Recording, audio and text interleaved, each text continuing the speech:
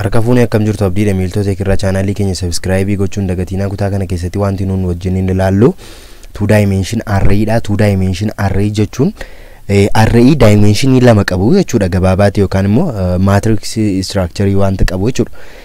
Kanaan dura array wajjin ilaalleerra. Array keessatti information yookaan data nuuni collect goonu yookaan immoo bakka tokkotti walitti qabnu the same type dha yookaan immoo data gosa wal fakkaata yookaan integer dha yookaan string boolean or something kana keessa garuu maal ta'u qaba gosa tokko ta'u qaba jechuudha. Ammas keessatti wanti nuun wajjin ilaallu immoo maalidha fakkeenyaaf bifa matrix dhaan yookaan immoo matrix structure 2 dimension keessatti fakkeenyaaf array maal akka inni fakkaatu ilaalla jechuudha yookaan immoo dimension lama kan qabu yeroo jennu keessatti maalidha column dhaa fi maalidha row dha jechuudha. Kanaaf iyyuu bakka kanatti amma maal jenna 2 dimension dha sababii ta'eef bakka kanatti koomaa keenya jechuudha. Kun kan inni argisiisu 2 dimension array ta'uusaa kan nu argisiisudha jechuudha. Kana bakka kanatti immoo numbers hin jedha. Ergan kana jedhee booddee bakka kanatti maal inni godha dhufe value kennaafi jechuudha.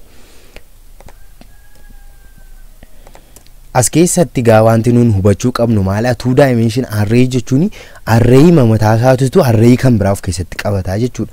Isa kana gochuudhaaf immoo fakkeenyaaf bakka kanatti 10 20 jedha. Kun gaa maalidha row isa jalqabaadha jechuudha. Column meeqa qaba? 2 qaba jechuudha. Sababiin isaa maaliifidha? 2 dimension dha sababii ta'eef jechuudha. Bakka kanatti immoo 30 fi 40 godha jechuudha. Deebi'ee immoo bakka kana dhufee 30 40 jedheera 50 fi 60 itti dabala jechuudha.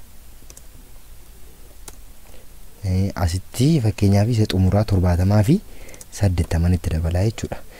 Kanadha jechuudha. Xumura irratti maaliin godhu jechuudha koomaan godhu jechuudha. Kun kan inni argisiisu maalidha 2 dimension array dha jechuudha. Dirqama kan inni qabaachuu qabu 2 dimension array keessatti row'uun elementiin lama row tokko irra ta'u qaba jechuudha. Kana jechuun elementii lamatu row tokko irra ta'a jechuudha 2 dimension kana keessatti jechuudha. Fakkeenyaaf anas keessatti kan inni access gochuu barbaade maalidha 45 jettu kanadha jechuudha. Elementii ishee kana ni access gochuu barbaade yookaan immoo kan inni display godhu barbaade jechuudha. Kanaaf iyyuu bakka kanatti maaliin godha right line jedheen as keessatti maqaa array koo kan inni ittiin represent godhe sanan ka'a. Kana booddee column isaan ilaala jechuudha. Column isaa maalidha dalga isaa kana asii achitu ilaalla jechuudha. Kun 0 yeroo ta'u yeroo index goonu keessatti kun immoo meeqa ta'a jechuudha. Inni tarreen lammaffaa kun immoo tokko ta'a jechuudha. Kanaaf iyyuu bakka kanatti maal hin jedha jechuudha 40 argachuufidha kaayyoon koo sababii ta'eef tokko hin jedha jechuudha. Deebi'ee amma gaa row isaa waan ta'an irra column isaa yeroo ilaallu keessatti immoo duwwaa tokkodha jechuudha. Kanaaf iyyuu ammas immoo maaltu godha tokko tokko jechuun meeqa bakka nuuf bu'a jechuudha. 40 bakka nuuf bu'a jechuudha. Kanaaf iyyuu yeroo kana 40 maal ta'utu irra jiraata display ta'uu qaba jechuudha. Akkaataa nuun itti access goonus kana fakkaata jechuudha. Gabaabaatti wanta hagas mara waan ta'u miti jechuudha. Value sana si change gochuudhaaf yoo barbaanne haaluma kanaan koolii gooneetti maal goone jechuudha. Value kan biraa itti waan taana jechuudha. Fakkeenyaaf 2 dimension array haala kanaan ilaalleerra. Fakkeenyaaf yoo arrayin keenya dimension isaa 3D ta'uu danda'a 4D 5D ta'uu danda'a jechuudha. Akka haala barbaachisummaa isaatiin jechuudha. Fakkeenyaaf as keessatti rows of column isaa yoo define gochuu barbaanne yookaan immoo ammam dalgeedhaaf irraan gadee hammam akka inni ta'e display gochuudhaaf yoo barbaanne fakkeenyaaf kan inni nuun goonu maalidha jechuudha.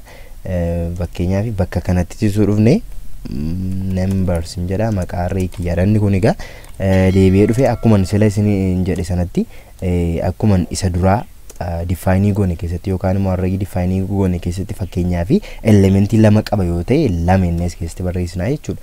Garuu anas keessatti wanti hin barbaade maalidha 2 dimension array dha sababii ta'eef row meeqaaf column meeqa akka inni ta'e define gochuu sababii hin barbaadeef bakka kanatti dirqama maalan godhachuudha haala kanaan hin godheenni value tokko tokko isaati yeroo keessa yookaan immoo waan keessa kennuuf hin danda'a jechuudha. Kana jechuun amma yeroo kana haala kanaan ilaallu maal jechuudha kun 2 element which have 3 element dha jechuudha. Kana jechuun elementii array elementii lama qabutu ammas immoo elementii 3 array biraa of keessatti qabaata jechuudha. 2 dimension array jechuun gabaabaatti kana fakkaata. Kutaattaan wal argina yaadaaf qeeqa qabdan commentii gubbaa nuuf kaa'u hin dagatina galatooma.